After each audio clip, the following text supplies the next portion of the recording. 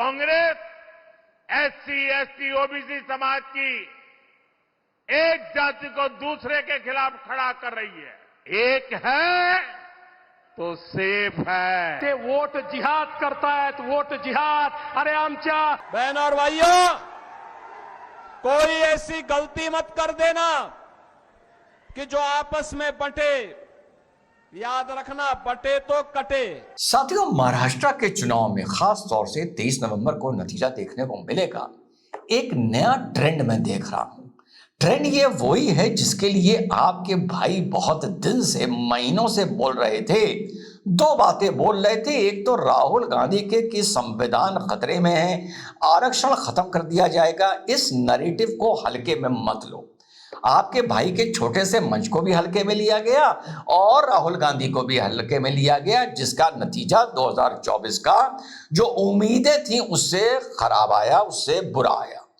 और दूसरा नैरेटिव जो एक बात शुरू हुई, बटेंगे तो कटेंगे, अब इसको मोदी जी ने आगे बढ़ा दिया है ये बोल के एक है तो सेफ है। अब इन नारों में और जो पहले हिंदुत्व को जोड़ने के लिए नारे दिए जाते थे, उसमें मैं क्या फर्क देख रहा हूं, इस पर आज चर्चा करेंगे।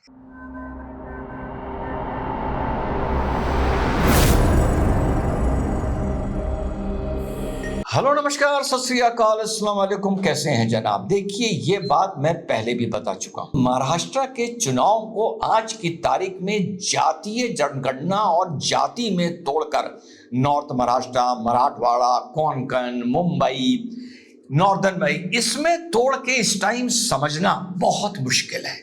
क्योंकि जैसा हम लोगों ने पहले भी बात की थी, पार्टी के अंदर से पार्टियां निकल रही। अब एक तो राहुल गांधी का जो नैरेटिव था, संविधान खतरे में है, 8,000 रुपए मिलेंगे, खटाखट आरक्षण खत्म कर दिया जाएगा, इसने उत्तर प्रदेश की तरह महाराष्ट्र में भी असर डाला था। और मुस्लिम कॉम्बिनेशन के साथ जो वहां पर लगभग 11% है, जो मुस्लिम कॉम्बिनेशन के साथ दलित आके जुड़े, बहुत से ओबीसी में जो स्विंग आया, मराठास को लेके जो आरक्षण की लड़ाई मनोज पाटिल लड़ रहा था और घूम घूम के एनडीए के खिलाफ वोट मांग रहा था, उसका सब असर निकल के जो आया वो ये आया कि 48 में से 31 सीट महाविकास अघाड़ी यानी इंडी अलायंस महाराष्ट्र के चुनाव में जीतता है। अब इस चुनाव में एक तो जो खबर सामने आ रही है कि 2024 के चुनाव के बाद बिल्कुल ठोक के फेविकॉल का जॉइंट लगाकर आरएसएस और भाजपा बिल्कुल एक मंच पर ये चुनाव लड़ रहे हैं। जो 2024 के एंड के चरणों में जो एक बात सुनने को मिली थी कि कैडर ने, आरएसएस का कैडर थोड़ा ढीला पड़ गया था किसी वरिष्ठ भाजपा के नेता के बयान के चलते, और उसका असर देखने को मिला था। तो नागपुर को आप महाराष्ट्र में रहते हुए अवॉइड नहीं कर सकते, भारत में भी नहीं कर सकते। तो महाराष्ट्र में एक तो आरएसएस और बीजेपी पहले की तरह बिल्कुल एक मंच पे है, बिल्कुल लॉक हो गए।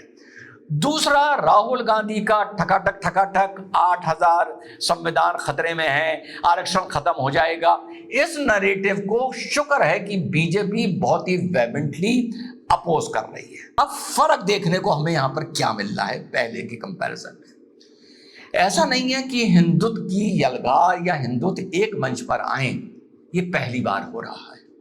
राम मंदिर की शुरू की जब लड़ाई अडवाणी जी ने लड़नी शुरू करी थी, तब भी हिंदुत्व राम मंदिर के नाम पर एक मंच पर आया था।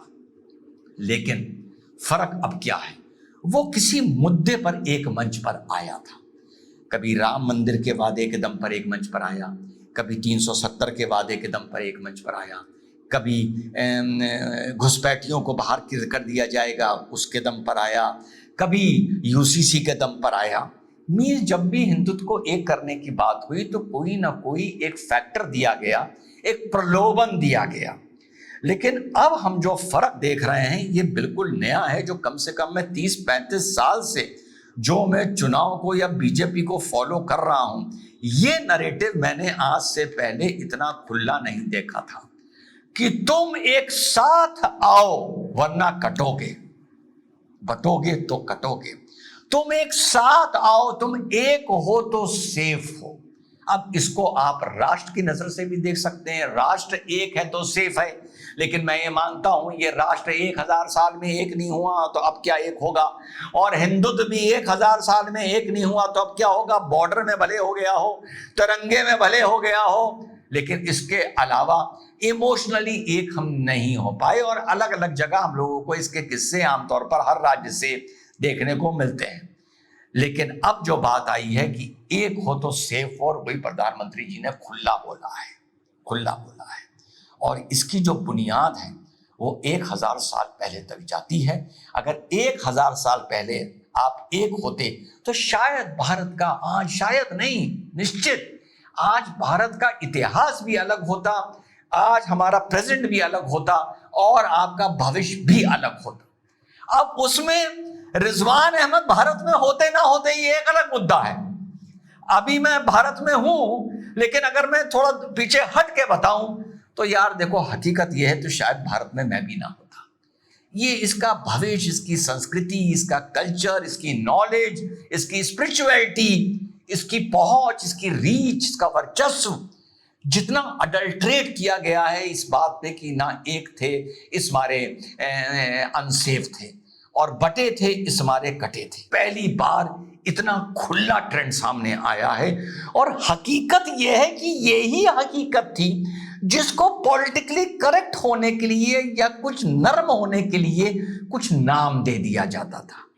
तो खुल के जो चीज सामने आई है साथियों, इस चुनाव में महाराष्ट्र के बटोगे तो कटोगे, और प्रधानमंत्री नरेंद्र मोदी ने उसको आगे बढ़ाते हुए कहा है एक है तो सेफ है। फडणवीस साहब ने तो खुला वोट जिहाद की बात करी है, जो 2024 में देखने को मिला था, consolidation of votes against BJP. किसी को जिताने के लिए नहीं, किसी को जिताने के लिए तो कंसोलिडेशन आपको अक्सर देखने को मिलेगा। आपको मायावती को जिताने के लिए भी दलितों का कंसोलिडेशन देखने को मिलेगा, फर्क समझिएगा। लेकिन कभी भी आपको ऐसा नेगेटिव कंसोलिडेशन देखने को नहीं मिलेगा जैसा मुस्लिम का होता है कि यहां पर हम सपा को देंगे, यहां पर हम कांग्रेस को देंगे, यहां पर हम फॉर एग्जांपल उद्धव को देंगे, यहां पर हम एआईएम को देंगे। ये नेगेटिव कंसोलिडेशन 75 साल में सिर्फ मुसलमान भाइयों ने भाजपा और आरएसएस के खिलाफ खेला है। वोट और भी जगह कंसोलिडेट हुए, लेकिन वो पॉजिटिवली हुए किसी को अपने कैंडिडेट को जिताने के लिए जो आपकी पार्टी से ताल्लुक रखता हो। हमें किसी आइडियोलॉजी से मतलब नहीं है, हम हर उस आइडियोलॉजी को जिताएंगे जो भाजपा के खिलाफ हो, भले वो कोई हो। पॉलिटिकली करेक्ट होने के लिए इसको कभी नहीं बोला गया, अब बोला गया। आप तो गवाह हैं। राहुल गांधी के फॉल्स नैरेटिव को काउंटर करो, ये आपका भाई कब से बोल रहा है। एक हाथ में कुरान होगा, एक हाथ में लैपटॉप होगा, इसके खिलाफ आपका भाई कब से बोल रहा है। अब लोग कहते हैं कश्मीर में मुसलमान ने बीजेपी को वोट नहीं दिया। यार तुम्हें अगर आउट ऑफ सिलेबस किताब पढ़ने का शौक है तो मुझसे काहे सवाल पूछते हो कि वोट नहीं दिया।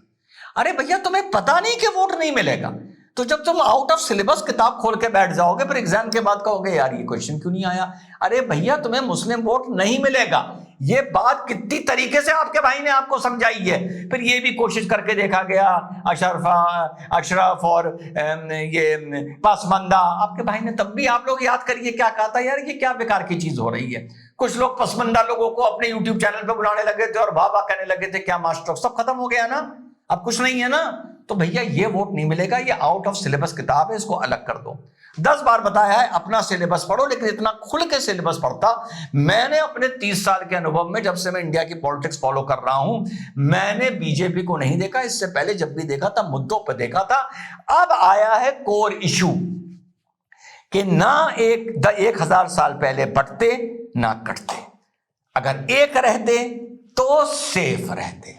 अब लगता है 1000 साल बाद, 1000 साल बाद, 75 साल बाद नहीं आजादी के, ये लॉजिक समझ में आई है। और हरियाणा में भी जिस तरह से कास्टिफिकेशन खेली गई है कि नॉन जाट को एक तरफ कंसोलिडेट किया गया, यहां पर भी मनोज पाटिल का जितना भी असर हो मराठा वोट्स पर, जो 28% हैं, यहां पर भी आप जितना भी बीजेपी की वर्किंग देखें, जो कैंडिडेट्स खड़े हुए हैं, नॉन मराठा वोटर्स को कंसोलिडेट किया जा रहा है, दलित को कंसोलिडेट किया जा रहा है, आदिवासी को कंसोलिडेट किया जा रहा है। लेकिन उसके साथ साथ एक बड़ा घेरा बनाया जा रहा है हिंदुत्व के नाम पर, विद ए न्यू डायमेंशन कि अगर बटोगे तो कटोगे। और चुनाव के बाद 2024 के बाद जो एटीट्यूड देखने का मिला, राहुल गांधी का वगैरह वगैरह, कर्नाटका से जो किस्से आए, जो आपकी बांग्लादेश में हिंदुओं के साथ हुआ, जो कश्मीर में आतंकी घटनाएं हो रही हैं, सबका असर थोड़ा थोड़ा, एम्प्लॉयमेंट भी अपनी जगह एक मुद्दा है, आपका रिजर्वेशन, मराठा रिजर्वेशन भी मुद्दा, ये भी मुद्दे हैं, लेकिन राष्ट्र मुद्दे भी महाराष्ट्र में हैं। और ये थर्ड टेस्ट है। अगर महाराष्ट्र में बीजेपी का consolidation of Hindu votes across cast line, जो 2024 के लोकसभा से पहले इन्होंने नहीं किया ओवर कॉन्फिडेंस में, और ना ही उस फॉल्स नैरेटिव को चैलेंज किया कि संविधान खतरे में है, अब दोनों काम हो रहे हैं। उस फॉल्स नैरेटिव को भी चैलेंज किया जा रहा है और हिंदुत्व को बिल्कुल ओपन बैटिंग कर कर वो मूल बात समझाई जा रही है। अभी तो अलग अलग बताई जाती थी, कभी राम मंदिर, कभी 370, कभी यूसीसी, कभी घुसपैठिए। अब एक हाथी के पांव में सबका पांव, अब हाथी का पांव आ गया, भैया एक साथ रहोगे तो सेफ रहोगे।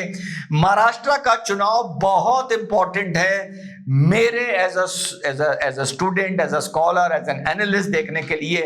अगर महाराष्ट्र के जो ओपिनियंस पोल बता रहे हैं, महाराष्ट्र में अगर एनडीए को, और स्पेशली उन 75 सीटों पे जहां बीजेपी का कांग्रेस से डायरेक्ट टक्कर है, क्योंकि उन 75 सीटों को मैं पैन इंडिया मल्टीप्लाई कर कर देखूंगा, अगर इनको वहां पर अच्छी मजबूत कामयाबी मिलती है बीजेपी को महाराष्ट्र में, तो आने वाले 2027 और 2029 की पूरी पॉलिटिक्स भारत में बदलने जा रही है। मुद्दों से हटकर एक ब्रॉड बेस्ड हिंदुत्व को, इस वजह से कि अगर साथ नहीं रहोगे, पहले तो साथ नहीं रहोगे तो राम मंदिर नहीं बनेगा, साथ नहीं रहोगे तो 370 नहीं होगी, साथ नहीं रहोगे तो यूसीसी नहीं आएगा, लेकिन अब सब खत्म। अब आ गया साथ नहीं रहोगे तो कटोगे, लुटोगे, बटोगे। अब ये नैरेटिव अगर महाराष्ट्र में कामयाब हो जाता है साथियों, तो आने वाले वक्त में देश की राजनीति एक बहुत बड़ी करवट, एक बहुत बड़ी दिशाधारा बदलने जा रही है। और बीजेपी मेरे हिसाब से अब महाराष्ट्र में कामयाबी मिलने के बाद, भाई चुनाव है, मिलती है तो बहुत जबरदस्त एक अलग ही लाइन और लेंथ पर बैटिंग होने जा रही है। मुसलमान भाइयों को आपके भाई ने एक बात बताई थी, जातियों के खेल में तुम बीच में कूदोगे, और तुम्हारा इंडिया अलायंस और राहुल जब जातियों का खेल खेलेगा तो उधर से हिंदुत्व की गेम की बैटिंग शुरू होगी। क्योंकि मुझे वो दौर याद था मंडल और कमंडल का, और आप देखिए वो बैटिंग खुलकर शुरू हो गई। इस बैटिंग में आखिर में किसी का नुकसान नहीं होगा, प्लस माइनस करके देख लेना, न दलित का, न ओबीसी का, न फलाना, नुकसान होगा मुसलमान का। जय हिंद, वंदे मातरम, खुदा हाफिज।